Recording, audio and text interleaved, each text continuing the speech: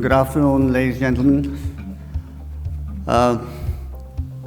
I see a lot of ship owners over here who we've been working with the green finance, and I guess we're doing something right with the flag from a flag state point of view. Somebody actually asked me, how does the flag actually finance the ships? We don't. We help in the ship financing and the process of ship financing and the process in which the ship owners are operating. So, just going to talk briefly about how we help in this process. I can talk about what we do as a ship registry in the Marshall Islands. I can't really talk about the other registries, but what we do is what I'm going to talk about, and I guess that the other ship registry would probably be doing or looking at in something similar way. So, this is what I am going to be talking about, to briefly touch upon this. So, briefly say as to who we are, our political stability, and the various things that we do. But before I go into that, just a good idea to tell you or show you, some of you who haven't the full idea of it, as to what a flag state really is in contact with, who all do we deal with. So, that's a general idea to give you as to who all we are dealing with. And it's probably almost every aspect of the shipping, and including the financial sector. The financial sector is basically looking at to see as to what all we do, who all we are in touch with, and that's how the financial sector is going to ask. Probably many of the financial institutions are going to ask the ship owners to way to register the vessels, what flag to fly, and things of that nature. Also, that is also there in most of the finance agreements these days. So, just to give you a good idea as to who we are, and the registry, we look at this is again something with the financial institutes and the ship owners will look at as to what is the political stability of a particular jurisdiction that you're registering your vessels with. Similarly, the financial institutes will look at the same thing. They will want to know, how soon or how easy it is for them. Where all can they access the registry? Do they have offices around the world that they can talk to who have, these are offices what we have which are completely decentralized, so we can take our own decisions. So everybody wants to know, whether you're a ship owner, whether you're a bank or a financial lender, people will want to know as to whether I can contact you any time of the day or night. So, and whether they can have access to the information. Now, having said access to information, it doesn't mean that anybody can walk up to me and say that I want such and such information on the ship. There are certain processes, there are certain regulations that need to be complied with.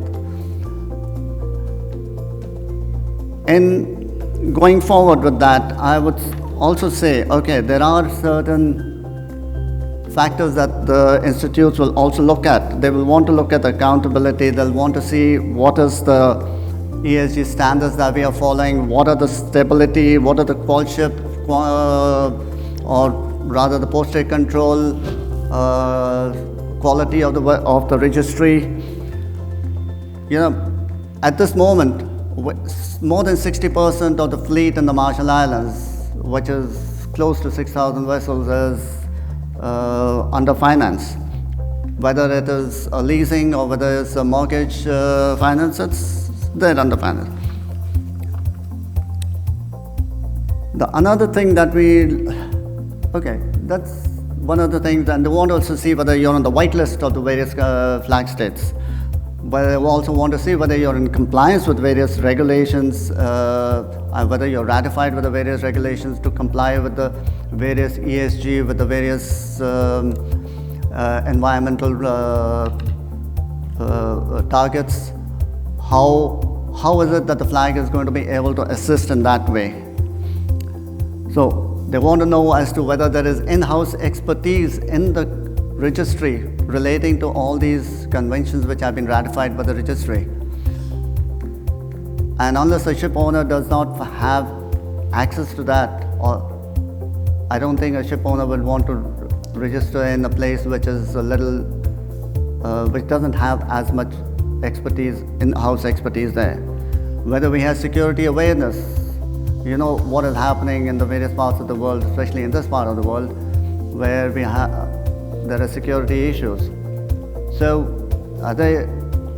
is there enough expertise in that? Is there enough awareness? Are we spreading enough knowledge to the registry and the lenders?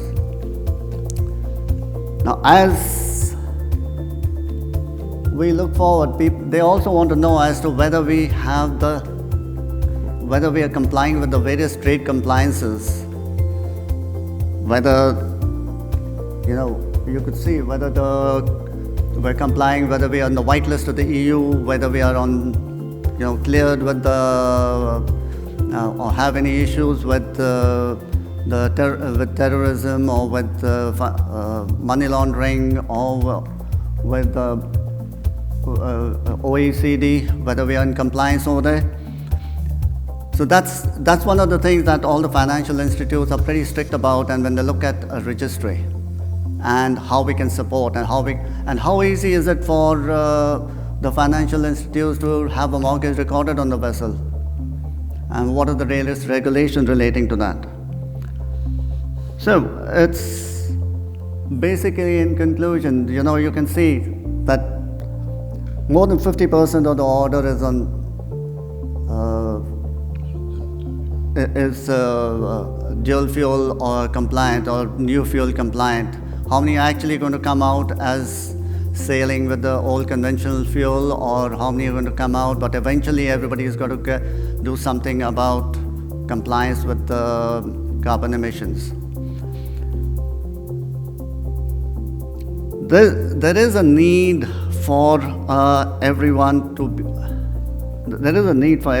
in the industry to collaborate and exchange information and help each other. That's one of the most difficult parts that we see. It's not just the technological competence that we are looking at, it's also relating to socially how we can help each other. The ESG compliance is a part of which one needs to be able to help and move forward if we have to achieve our goals. Thank you.